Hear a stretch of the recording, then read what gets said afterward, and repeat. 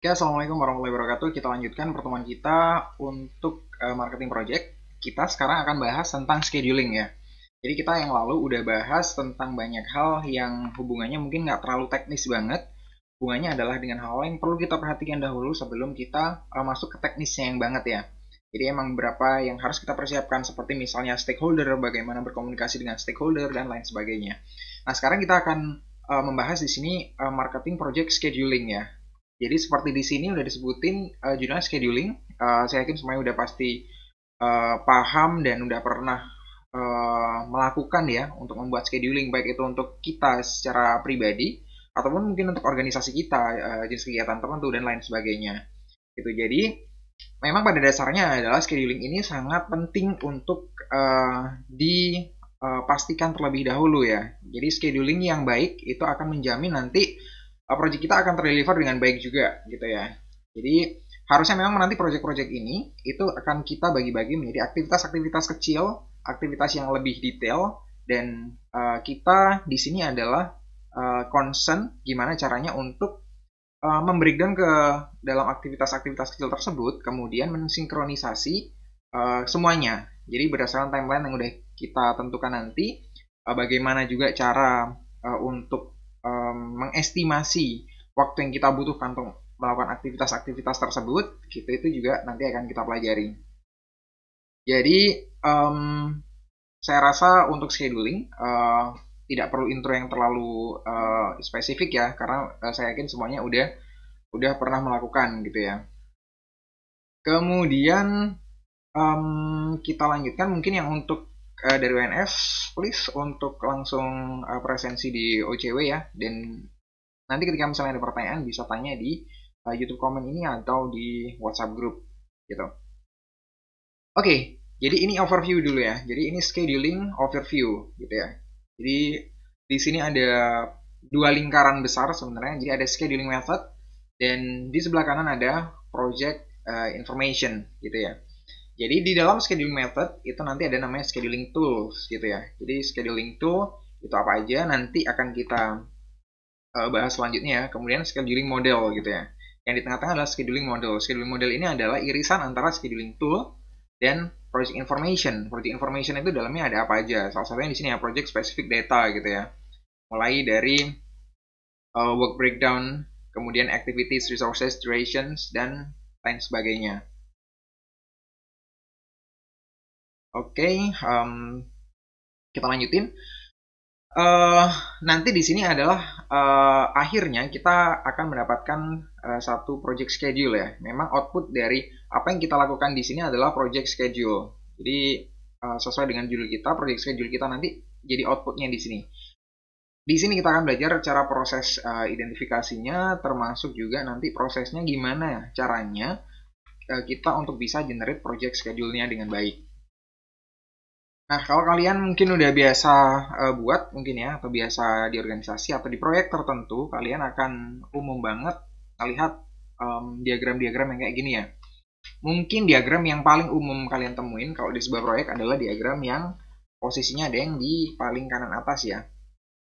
Yang di kanan atas itu adalah Gantt chart ya. Jadi kalian udah biasa ngeliat kayak gitu. Gantt chart ini emang fungsional banget, emang nyaman sekali dipakai karena ini emang menggambarkan proses dimulai kapan dan berakhir kapan, dan kita juga nggak hanya sekedar ngerti di satu aktivitas saja tapi juga aktivitas lain gitu. Apakah proses di salah satu aktivitas ini berbarengan dengan aktivitas lain, apakah nanti startnya setelah proses ini selesai dan lain sebagainya gitu ya. Hanya saja untuk network diagram itu memang menggambarkan lebih detail lagi terhadap relationship antar kedua project tersebut ya. Jadi antar beberapa aktivitas yang saya maksud antar beberapa aktivitas yang ada dalam proyek gitu. Jadi kalau misalnya di Gantt chart tadi itu hanya menggambarkan bahwa ini dimulai kapan dan berakhir kapan. Begitu juga proyek yang lain dimulai kapan dan berakhir kapan. Sedangkan kalau yang kedua, yang di network diagram itu lebih gambarin kalau misalnya yang pertama mulai, apakah ini nanti jadi trigger untuk aktivitas yang lain gitu ya. Apakah ini nanti akan ada panah untuk aktivitas yang lainnya. Seperti di sini mungkin kalau misalnya bisa kelihatan ya kecil ya. Jadi 1 ke 2 2 langsung di sini ke 12 gitu ya. Jadi ada hubungannya langsung ke aktivitas yang ke-12. Padahal aktivitas ke-12 ini banyak aktivitas-aktivitas yang sebelumnya juga dilakukan gitu ya. Sehingga bisa sampai aktivitas ke-12. Nah, kalau dari Gantt chart ini nggak akan kelihatan secara detail gitu ya. Jadi nggak akan kelihatan secara detail diagram yang seperti ini. Sorry, ini kayaknya kamera saya lagi ada trouble. Kamera saya offin dulu ya. Oke. Oke, udah normal lagi. Oke, kita lanjutkan. Jadi ini adalah bentuk-bentuk presentation ya, bentuk-bentuk ketika schedule itu udah jadi, ketika schedule itu dibawa ke orang lain gitu ya, udah keluar dari kita atau mungkin udah ditetapkan sama sebuah tim, jadinya seperti ini gitu ya. Jadi ini emang yang kita buat. Oke, sebentar ya, saya matikan kamera ini, ternyata problem banget. Oh, sorry. Oke. Jadi kita lanjutkan di bagian berikutnya. Oke, jadi sebelum kita mulai di proses scheduling ini secara umum, kita akan menemui beberapa hal yang harus kita pertimbangkan dengan baik gitu ya. Nah, hal yang kita pertimbangkan itu apa aja gitu ya. Jadi di sini ada key considerations, ada 4 setidaknya gitu ya. Nggak menutup kemungkinan ada pertimbangan-pertimbangan lain di luar ini gitu ya. Cuman secara umum dibaginya menjadi 4 ini. Jadi yang pertama adalah life cycle approach ya. Life cycle approach itu jadi suatu aktivitas atau suatu proyek itu kita akan dapat nanti life cycle-nya. Jadi emang seberapa panjang atau seberapa singkat sebuah life cycle ya. Apakah proyek ini akan berulang-ulang dalam jangka waktu yang singkat? Misalnya proyek ini hanya berjalan 2 minggu, kemudian 2 minggu nanti lanjut proyek yang lain, atau mungkin proyek yang sama ada iteration setiap 2 minggu sekali, atau proyek ini adalah proyek yang jangka panjang, misalnya proyek 1 tahun atau proyek 2 tahun dan lain sebagainya. Jadi itu menentukan nanti dari timeline secara umum yang akan kita buat ya, yang akan kita susun. Kemudian yang kedua ada namanya resource availability ya. Jadi resource availability ini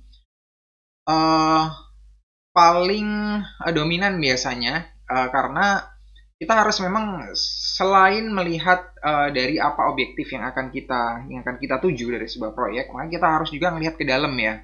Jadi ngelihatnya nggak keluar aja tapi juga ke dalam. Jadi ke dalam tuh sebenarnya kita udah punya resources yang seperti apa aja. Apakah resources kita cukup handal untuk misalnya menopang rencana kita yang ambisius ya. Rencana kita yang ambisius mengerjakan proyek besar dalam rentang waktu yang pendek misalnya. Jadi misalnya kita punya jenis proyek yang seperti itu, maka kita seharusnya memang ditopang dengan resources yang baik gitu ya. Jadi resources yang baik, resources yang powerful nanti akan bisa kita gunakan misalnya ya, baik itu dari segi keuangan, kita strong dari segi keuangan, dari segi equipment kita punya, dari segi dukungan dan network kita juga punya gitu. Jadi itu yang hal yang juga harus perlu diperhatikan banget gitu ya. Kemudian project dimensions ya. Project dimensions ini hubungannya nanti dengan kekompleksitasan ya. Jadi semakin kompleks suatu project, maka nanti jenis aktivitasnya pun yang akan kita buat, akan kita susun untuk sebuah project scheduling, maka juga mengharuskan kita semakin detail gitu ya. Jadi semakin baru, semakin kompleks, semakin banyak hal yang harus kita lakukan, maka memang schedule-nya juga akhirnya juga ngikut kompleks juga gitu ya. Yang terakhir adalah technology support ya. Technology support ini hampir sama sih sebenarnya dengan resource availability ya. Kalau teknologi itu dilihat sebagai salah satu resource juga di sini. Apakah teknologi yang kita punya itu udah mendukung gitu kan. Jadi teknologi yang mungkin juga tersedia di luar, tersedia di pasar, itu juga mendukung proyek kita untuk bisa dilakukan dengan baik. Oke, berikutnya kita akan bahas sedikit di sini tentang apa yang akan kita pelajari pada hari ini ya. Jadi apa yang kita pelajari hari ini adalah, Jadi yang kita pelajari hari ini itu kita bagi menjadi empat bagian. Yang pertama adalah define activities ya. Define activities itu kita mengidentifikasi. Jadi mengidentifikasi aktivitas apa aja nanti yang akan kita lakukan gitu ya. Jadi yang dari sebuah proyek skupnya lebih besar ya. Dari sebuah proyek, misalnya proyek branding gitu, aktivitas yang akan kita lakukan apa aja, di dalamnya akan banyak banget gitu ya. Ada misalnya brand itu benar-benar baru gitu ya, kita mau ngenalin brand baru, akan banyak proses yang akan kita lakukan di dalamnya gitu. Misalnya yang pertama mulai dari membuat brand identity-nya, dari misalnya logo dan lain sebagainya, dan website, media sosial dan lain sebagainya, nyiapin yang seperti itu. Kemudian ada yang khusus nyiapin komunikasinya yang hubungannya sama message-nya. Jadi membuat message communication guide-nya. Jadi guide untuk bahasa komunikasi dari brand itu seperti apa gitu ya. Jadi ada yang menyiapkan itunya. Ada yang menyiapkan juga kanal-kanal lain selain yang tadi disebutkan, mungkin kanal yang udah kita bisa kurasi sendiri, curation. Kita bisa buat sendiri, kita bisa maintain sendiri seperti media sosial tadi atau website. Ada juga nanti beberapa media yang kita harus menggunakan pihak ketiga, misalnya dari TV commercials atau dari billboard dan lain sebagainya. Kita nanti harus berhubungan dengan agensi gitu ya. Nah makanya di dalamnya prosesnya sebenarnya akan ada banyak hal gitu ya. Aktivitasnya akan ada banyak hal. Nah ketika ini nggak bisa kita identifikasi dengan baik, ketika kita misalnya asal jalan, maka akan ada beberapa hal nanti yang nggak tercover ya, akan beberapa hal yang akan ketinggalan gitu. Makanya aktivitas ini penting banget untuk kita tentukan di awal, dan seperti apa dan apa hubungannya dengan aktivitas-aktivitas yang lain. Nah kalau kita ngomong tentang hubungan dengan aktivitas yang lain, maka akan jatuh di yang berikutnya ya, yang di sequence activities. Sequence activities ini itu lebih mengcover tentang relationship dari aktivitas-aktivitas yang udah kita bagi-bagi tadi ya. Jadi di define activities ini kan ada banyak aktivitas nanti yang kita udah buat ya. Jadi di situ akan ada banyak aktivitas yang kita buat. Kemudian kita lanjutkan dengan menganalisis relationship-nya gitu ya. Analisis relationship-nya dari aktivitas A dengan aktivitas B ini kira-kira ada relationship-nya nggak? Mungkin ada, mungkin juga nggak ada sama sekali, bisa jadi ya. Nah, tapi di sini emang harus kita tentukan dulu sequence-nya seperti apa gitu. Sequence ini mungkin istilah yang biasa kalian temui kalau misalnya kalian kayak ngedit video gitu ya. Ngedit video itu kalau di komputer kalian akan nemuin namanya sequence ya. Sequence itu adalah memang gabungan dari beberapa potongan video. Sama di sini adalah beberapa potongan dari aktivitas-aktivitas. Jadinya kita sebutnya sebagai sequence juga gitu. Sequence itu memang rangkaian ya, beberapa hal yang dirangkai jadi satu itu namanya sequence. Oke, kemudian estimate activity durations ya. Nah, di scheduling pasti kita ngomong tentang waktu gitu ya. Waktu ini berhubungan dengan kapan dimulai, berapa lama, dan kapan berakhir gitu ya. Di estimate activity durations ini kita lebih ngomong tentang itu. Jadi kalau misalnya yang tadi tentang aktivitasnya dulu, yang kita bagi-bagi aktivitasnya apa aja. Kemudian kalau misalnya yang di nomor 3 ini adalah mengestimasi waktunya, berapa lama. Kita butuh waktu itu berapa lama. Cara ngukurnya kayak gimana. Cara kita mengestimasinya itu seperti apa gitu. Nanti akan kita bahas di bagian ini. Kemudian yang terakhir adalah namanya develop schedule ya. Develop schedule ini udah rangkaian akhir. Jadi kita emang udah dapat yang tadi seperti aktivitasnya apa, waktunya kapan dimulai, dan relationship antara aktivitas kayak gimana. Makanya kita bisa nyediain presentationnya yang kayak tadi ya, yang kayak Gantt chart tadi, atau diagram-diagram lain yang bisa merepresentasikan proses yang kita buat, itu juga bisa kita pakai gitu ya. Jadi yang terakhir adalah develop schedule itu. Develop schedule ini juga nanti akan ada hubungannya dengan kalau misalnya ada changes ya, ada perubahan-perubahan yang dibutuhkan gitu. Jadi kalau ada perubahan harusnya kayak gimana juga gitu. Jadi bisa ada di tengah-tengah suatu proyek ini ya.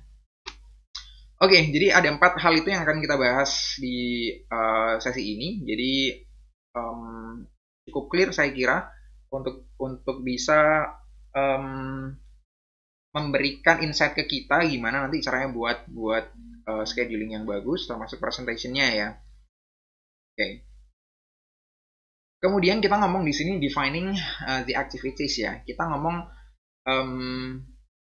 apa aja sih aktivitas yang perlu kita lakukan gitu. Jadi sebenarnya di sini secara simple ya, secara simple di sini di buku juga disebutkan bahwa ada input, ada define activities yaitu kegiatan untuk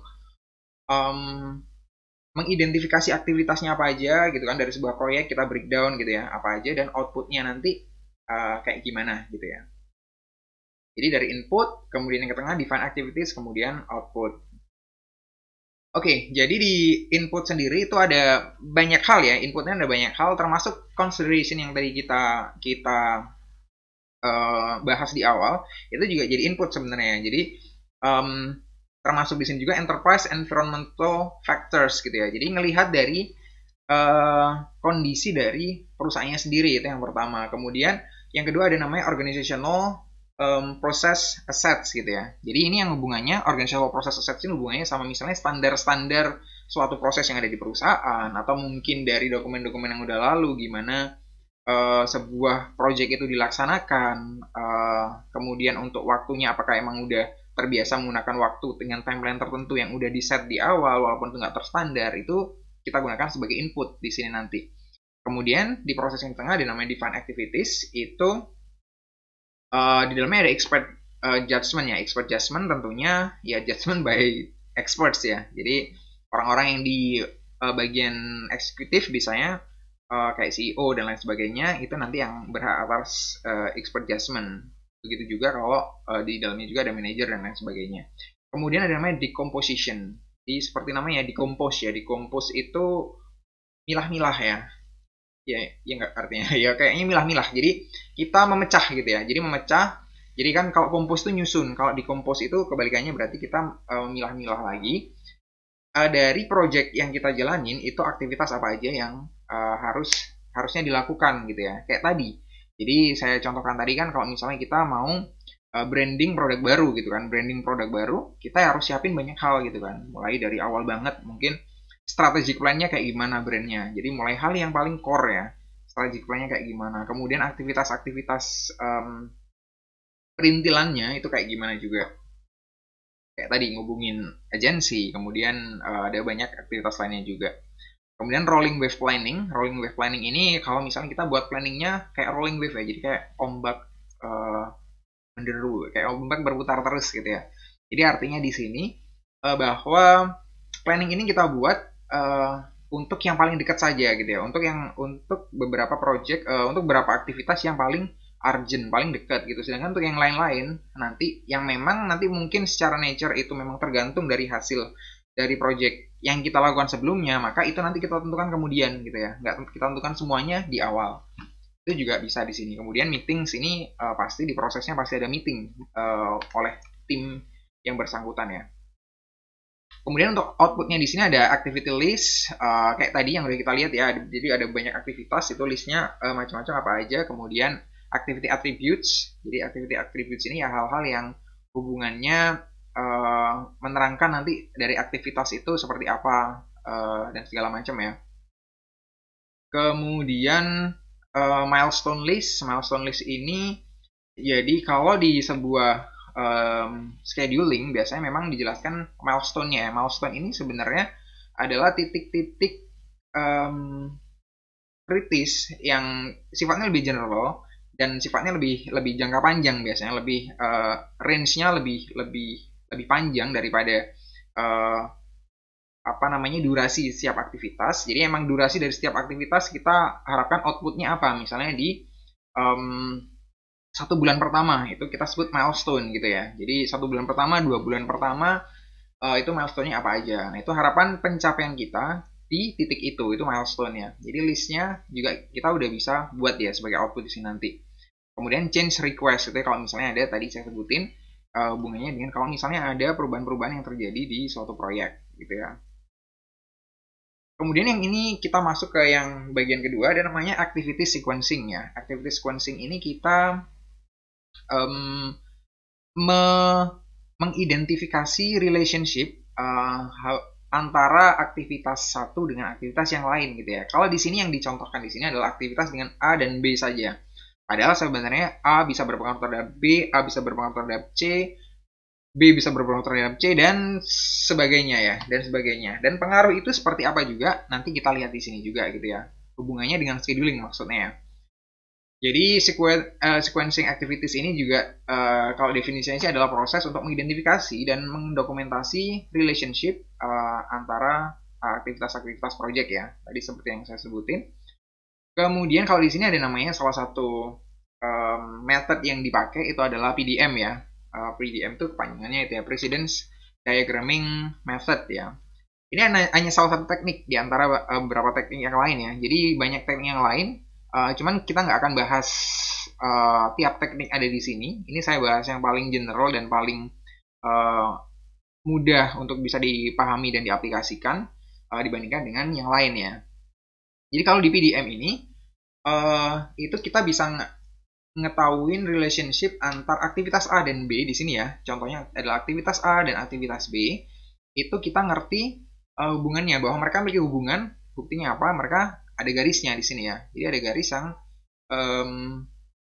menuju ke B, dari A menuju ke B gitu. Nah, garis A menuju ke B ini juga di sini itu dibedakan kalau misalnya garisnya di start dari bagian belakang di sini ya, bagian belakang activity A dengan bagian depan activity B ini kan ya. Jadi artinya di sini juga ditulis di sini adalah statusnya adalah FS, adalah finish to start gitu ya. Jadi ini sebenarnya menunjukkan bahwa di situ ada relationship, ada hubungan. Kalau misalnya kalau aktivitas B itu nggak bisa start, nggak bisa mulai kalau aktivitas A belum selesai gitu ya. Jadi mereka nggak bisa dilakukan bareng-bareng. Kalau misalnya aktivitas A masih jalan dan belum selesai, aktivitas B belum bisa untuk dilakukan gitu ya. Jadi contohnya seperti tadi, kalau contohnya misalnya kita belum inputnya yang dari strategi brandingnya kita belum ada, maka kita juga nggak bisa melanjut ke proses berikutnya ya. Kalau misalnya yang kita buat logo dan lain sebagainya, kita nggak ngerti message-nya nanti bakal kayak gimana yang di create dan yang disampaikan dan lain sebagainya. Itu jadi biasanya aktivitas A ini merupakan requirement atau merupakan infrastruktur yang dibutuhkan untuk aktivitas B. Jadi aktivitas A ini harus udah siap dulu baru aktivitas B jalan. Gitu ya. Ini contohnya kalau untuk yang pertama. Kemudian contoh yang kedua ada namanya start to start ya. Start to start ini hubungan yang logis dari successor ya. Successor itu yang B, successor itu yang berikutnya.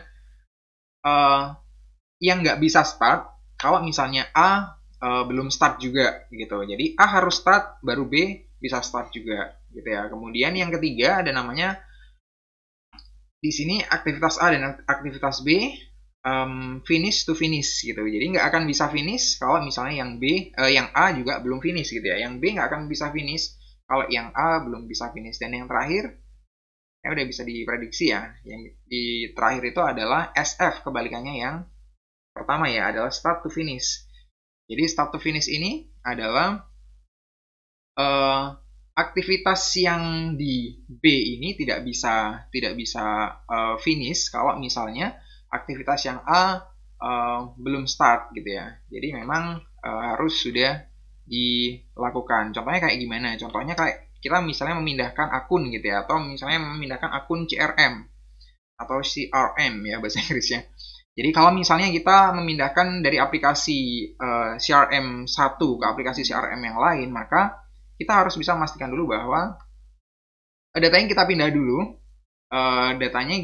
pindah dulu sebelum yang pertama kita tutup gitu ya. Sebelum yang pertama kita delete gitu kan. Sebelum yang pertama kita delete. Jadi yang hubungan seperti itu kita gambarin dengan start to finish gitu ya. Jadi itu hanya hubungan logis saja ya, dan itu bisa dilogika sekali gitu ya. Kita nggak memerlukan teori tersendiri untuk bisa memahami hubungan antar beberapa aktivitas ini gitu ya. Ini logis-logis saja. Oke, itu tentang activity sequencing. Kita lanjutkan dengan yang berikutnya adalah activity duration estimation ya. Jadi gimana caranya kita mengestimasi durasi dari aktivitas yang kita akan lakukan. Jadi yang kita akan susun schedule-nya gitu ya. Jadi di sini ada beberapa jenis ya. Beberapa jenis cara untuk melakukan estimasi durasi dari aktivitas yang kita buat. Yang pertama adalah analogs ya. Jadi analogs ini artinya analog ya. Artinya analog tuh mirip sama gitu kan. Ya udah, yang di sini berarti kita pakai yang dari biasanya kita pakai kayak gimana gitu, yang dari project yang kemarin deh gitu. Oh, yang aktivitas kayak gini yang mirip-mirip ini kayaknya ini mirip deh sama aktivitas yang kemarin kita lakuin juga di project sebelumnya. Waktu itu kita butuh waktu 2 bulan untuk mengerjakan aktivitas ini, atau mungkin 1 bulan untuk mengerjakan aktivitas ini. Ya udah, di sini berarti schedule-nya kita buat di 1 bulan ya, sama berarti gitu kan. Kita samain aja lah gitu. Ini sering banget, ini paling sering kita lakukan ya, karena ini memang paling mudah. Jadi paling mudah di antara yang lainnya, nggak pakai analisis macam-macam ya, nggak pakai ngitung, nggak pakai analisis. Pokoknya yang kemarin berapa sih? Kamu ingat yang kemarin berapa gitu? Yang kemarin 1 bulan itu, oh ya udah 1 bulan berarti sama, kita samain aja kayak gitu. Jadi ini cuman nyamain aja dengan yang udah pernah kita buat. Kemudian ada yang namanya yang kedua itu adalah parametric estimating ya. Parametric estimating ini, keterangannya. Parametric estimating ini kita menggunakan algoritma tertentu ya. Jadi algoritma tertentu, jadi untuk ngitung cost-nya juga dan segala macam. Kalau misalnya dengan durasi sekian, kita pakai tenaga sekian, resources sekian, maka uang yang kita keluarkan berapa, kita cari yang paling optimal di mana dan lain sebagainya. Itu prosesnya bakal butuh ini ya, butuh bantuan dari komputer gitu ya. Jadi kita nggak bisa melakukan itu secara manual gitu kan, atau mungkin bisa melakukan dengan manual dengan simulasi manual, cuman bakal agak ribet prosesnya gitu. Dan ini jelas lebih ribet daripada yang pertama tadi gitu ya.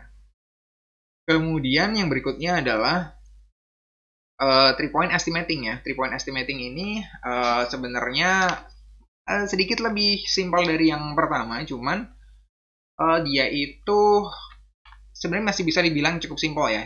Jadi kita sebenarnya di sini cuma memperhitungkan, nanti ada beberapa hal yang diperhitungkan, seperti namanya di sini yang diperhitungkan ada 3 hal. 3 hal itu apa aja nanti kita bahas di slide berikutnya. Kemudian yang terakhir ada namanya bottom up estimating ya. Bottom up estimating ini kalau misalnya proses-proses ini adalah proses yang masih kita breakdown lagi ya, masih kita breakdown menjadi aktivitas yang lebih kecil. Jadi kita melihat dari aktivitas-aktivitas bawah kita itu butuhnya berapa lama, baru kita melihat aktivitas kita ini berapa lama juga bisa dijalankan gitu ya. Jadi kayak gitu, ada 4 ini. Jadi yang paling gampang sebenarnya adalah nomor 1 dan nomor 3 gitu ya. Nomor 1 nggak perlu dijelasin, dan kalau yang nomor 3 itu seperti ini. Wah, ini ada rumus ya, kayak serem banget ada rumusnya gitu. Marketing kok pakai rumus gini-gini? Enggak ya, ini sebenarnya bukan rumus aneh-aneh. Jadi TI adalah waktu estimasi ya. Jadi waktu yang diestimasikan, E itu estimasinya. Di sini kalau dari rumus kita lihat ya, kalau dari formulanya kita lihat O itu berarti optimistic. Kita lihat di bawah ini TO optimistic. Kemudian TM ini yang most likely, yang kayaknya bakal di situ deh gitu. Kayaknya bakal ngabisin waktu 1 bulan deh, itu yang most likely ya. Dan TP ya, yang P ini adalah pessimistic. Waduh, nggak mungkin ya, kayak misalnya dengan kondisi sekarang susah kita mau ngerjakan project yang offline juga susah dan segala macam, kita pesimis akhirnya. Pesimisnya kita tuh di berapa lama gitu ya.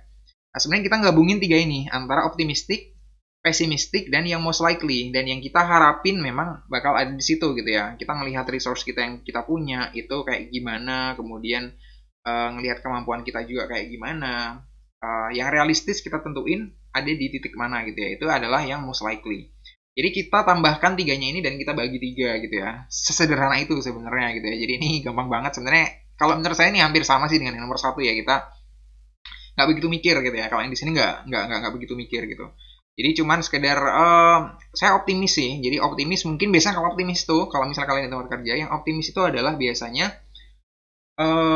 target yang di-set oleh managers gitu ya. Jadi kita ngelihat ini kayaknya bakal selesainya sih dengan resource yang kita punya, kita pol-polan, itu kayaknya 2 bulan deh gitu ya. Misalnya ya, TM-nya kita set kayak gitu ya, di tim ya. Kemudian ini ternyata kita bawa ke manajer gitu ya. Manajer ngomong, enggak ah. Kalau seperti itu bisa 1 bulan, kalian tuh manjang-manjangin aja gitu kan. Aktivitas yang kayak gini tuh 1 bulan selesai, dan saya udah pengalaman sih kayak gitu. Jadi optimis lah 1 bulan dapat, 1 bulan bisa masuk lah gitu. Nah, biasanya kayak gitu ya. Yang sering di pengalaman saya biasanya kayak gitu. Jadinya kita dapat 1 bulan tadi dari yang optimistik, kemudian yang most likely-nya tadi 2 bulan gitu kan. Sedangkan pesimistik kalau kita misalnya tadi ya, wah kalau sekarang sih kebetulan kan lagi ada pandemi dan lain sebagainya. kita akses ke mana-mana susah. Kemudian nanti belum lagi kalau misalnya kita karena harus ngerjain di lapangan, misalnya kalau ada yang sakit gimana, kalau ada yang nggak kuat gimana gitu kan. Jadi kita di sini memperhitungkan kalau misalnya itu dia kejadian-kejadian yang buruk itu terjadi, itu kita sebutnya pesimistik. Misalnya pesimistiknya nanti ketemu 3 bulan gitu ya, ketemu 3 bulan, maka ya udah tadi ditambahin ya, jadi optimisnya itu 1 bulan, kemudian most likely-nya 2 bulan, berarti 1 tambah 2 3, kemudian pesimistiknya ada 3 bulan juga, ditambah 3 juga, berarti 3 ditambah 3 6 dibagi 3 jatuhnya 2 bulan gitu ya, jatuhnya nanti kita juga bisa discuss lagi sama manajer, Pak, ternyata kalau kita hitung-hitung kayak gini deh Pak, kita kan belum pertimbangkan kalau misalnya kejadian di lapangan bakal gini gitu ya. Kalau kita pakai 3-point estimating gitu ya, kerennya kayak gitu. Kita pakai 3-point estimating, itu kita di 2 bulan Pak, paling masuk akal itu kita bakal ngerjain ini di 2 bulan gitu kan. Jadi dengan penghitungan yang sederhana ini juga bisa kita jadikan judgement terhadap manajemen ya, kalau misalnya kita mau ngajuin sesuatu gitu. Jadi kayak gitu ya. Jadi tadi ada 4. Yang paling mudah itu adalah yang nomor 1 tadi, yang cuman kita ngelihat dari history kita yang udah pernah kita lakukan gitu ya. Apalagi kalau kita udah biasa ngerjain project kayak gitu, maka ya dengan mudah ketika kita mengerjakan project yang mirip, aktivitas yang mirip yang ada di dalamnya, kita ngesetnya juga sama gitu ya. Ngesetnya juga dengan waktu yang cenderung sama, dan bahkan nggak pakai mikir kadang-kadang ya. 1 bulan selesai mas gitu. Atau berapapun lah disebutkan gitu ya. Sedikit berbeda sama yang di sini, cuman ini bagi saya juga hal yang sangat mudah juga dilakukan untuk yang 3-point estimating ini, dan ini bisa kalian lakukan nanti ketika di praktikum ya. Kemudian yang berikutnya adalah yang terakhir ini ya, bagian terakhir adalah schedule development. Jadi ini adalah contoh yang langsung saya ambil langsung dari buku, karena memang agak kompleks kalau harus menggambar ulang ya yang seperti ini. Jadi dia adalah salah satu aja ya, salah satu method yang dipakai, dan ini menurut saya yang cukup merepresentasikan dan nggak susah dipahami. Itu adalah critical path method ya. Ini sebenarnya tadi gabungin yang tadi kita udah pelajari di relationship ya, yang di sequencing gitu. Jadi di sini kan kita ngerti dari start sampai finish. Ini kan titiknya ya, start sampai finish, kapan start dan kapan finish. Kemudian di dalamnya aktivitasnya apa aja. Kalau di sini ini contohnya, di sini ada beberapa aktivitas, ada 4 aktivitas ya, A, B, C, dan D. Hubungannya antara aktivitas kayak gini, A ke B atau A ke C, ini berarti finish to start ya. A ini finish dulu, baru C start gitu ya. Hubungannya kayak gitu. Jadi makanya di sini, kalau kita lihat dari tanggalnya, ini ya, kalau kita lihat dari tanggalnya, sebentar saya jelasin dulu aja mungkin yang di bagian kecil yang kanan ini, yang key ini ya. Jadi activity node, kemudian yang ini early start ya. Yang atas kecil ini early start, berarti kita bisa start paling cepat kapan, kemudian durasinya berapa lama, dan early finish-nya kapan gitu ya. Early start dan early finish ini menunjukkan tanggalnya ya. Tanggalnya tanggal berapa gitu ya. Kemudian yang di tengah agak gede itu activity name, kemudian yang bawahnya ada lead start, kemudian total float, lead finish gitu ya. Jadi ini kalau misalnya kondisinya late ya, lelet, terlambat gitu ya. Jadi kayak gitu. Nah, ini langsung kita tuangkan di masing-masing aktivitasnya ya. Nah, di sini juga udah bisa dilihat bahwa yang hitam itu adalah critical path link ya. Critical path ini yang lebih kritis ya, yang lebih kita harus bisa prioritaskan gitu. Jadi di sini kita lihat dari A, C ke D gitu ya. Jadi di sini start tanggal 1, kemudian ini selesainya 5 hari, berarti selesainya bakal di tanggal 5. Kemudian karena ini finish to start, maka akan start di tanggal 6 ya.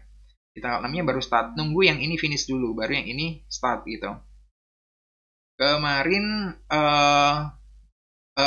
selanjutnya di yang D, di bagian D, itu nanti di start ini setelah yang C ini selesai. Tanggal 15 selesai, tanggal 16 start. Jadi seperti itu aja sih. Jadi kita yang penting di sini ngerti hubungannya, dan ditambah lagi kita ngerti tanggalnya kapan mulai dan kapan berakhirnya gitu ya. Jadi di sini udah bisa gabungin di critical path method ini, udah gabungin 2 hal tersebut gitu. Relationship-nya kayak gimana, tanggal mulai dan berakhirnya kayak gimana. Ini memang terlihat masih simpel ya kalau misalnya aktivitasnya hanya ada 4 seperti ini. Bagaimana kalau misalnya aktivitasnya ada 30 atau mungkin 40 dalam satu project gitu, maka kita ngelihatnya akan agak pusing ya. Jadi ya karena kita ngelihat tanggalnya juga kecil-kecil itu, dan kita nggak ngerti nanti kalau misalnya relationship-nya itu juga cabang ke mana-mana ya, bercabang ke aktivitas yang lain-lainnya gitu ya. Jadinya kita harus ngelihat semua relationship itu di satu diagram yang sama, ngelihat tanggal-tanggalnya gitu ya. Jadi kita nggak ngerti yang mana lebih dulu, yang mana lebih akhir, karena kita harus ngelihat tanggalnya di sini. Bedanya dengan Gantt chart adalah Gantt chart itu kita nyusun codingnya, nyusun code-nya itu berdasarkan ininya ya, berdasarkan tanggalnya gitu. Jadi ada kontinum di situ. Jadi semakin ke kanan berarti semakin nanti ya, atau semakin besok gitu. Yang sekarang itu adalah yang paling dekat adalah yang paling kiri. Nah, kalau di sini kan nggak kelihatan ya. Ini emang kelihatan mungkin 1, di sini 6, dan ini berikutnya. Nah, tapi kalau misalnya di bawahnya sini ada project yang juga harus di start tanggal 7 misalnya, maka juga susah menempatkan itu di diagram ini gitu ya. Jadi masing-masing punya kelebihan dan kekurangannya ya. Kemudian ini kalau misalnya udah jadi, itu biasanya disusunnya yang seperti ini ya. Jadi ini contoh salah satu yang dibuat dan ini yang dicontohkan di buku. Yang pertama ada namanya milestone schedule ya. Milestone schedule ini yang tadi ya, kita yang membagi-bagi proyek kita menjadi beberapa fase pencapaian yang kita harapkan ya. Kalau di sini kan kapan mulai, kemudian kapan berakhirnya, dan kemudian complete komponen 1 itu kapan, komponen 2 kapan. Jadi kita udah bisa nge-breakdown aktivitas kita secara lebih umum ya, nggak aktivitas yang detail seperti yang tadi kita buat. Bedanya kalau milestone seperti itu. Kemudian di sini juga ada summary ya, summary dari schedule-nya itu kayak gimana aja ya. Jadi develop and deliver new product Z, misalnya work package 1, component 1, dan lain sebagainya. Jadi ini hanya contoh aja, dan ini halaman berikutnya dari contoh tersebut juga. Halaman berikutnya adalah ini. Jadi ini lebih detail ya. Kalau yang di sini detail schedule ya. Nah, kalau dari sini kan kelihatan ya. Jadi kelihatan berapa. Jadi sini misalnya dari yang paling kiri. Jadi itu adalah aktivitasnya apa, kodenya aktivitasnya apa gitu ya. Ini untuk mempermudah pencarian ya, pengkodean ini ya.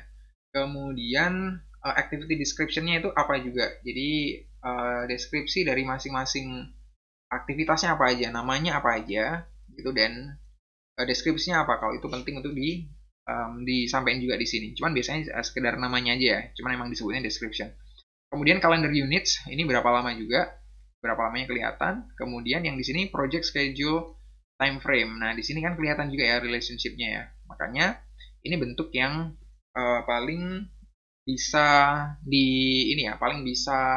paling informatif gitu ya, paling informatif di antara jenis-jenis yang lain. Kalau misalnya yang tadi hanya menunjukkan diagram saja, maka hanya menunjukkan relationship dan tanggalnya saja. Kalau ini kan lebih jelas ya.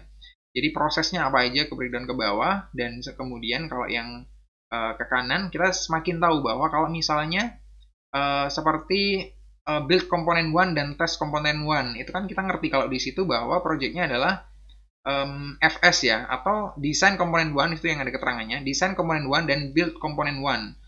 Jadi itu memang FS ya. Jadi ketika desainnya belum selesai, nggak mungkin kita bisa buat something gitu ya. Jadi di situ sebutin bahwa itu adalah relationship-nya FS gitu. Harus selesai dulu desainnya, baru kita bisa build gitu.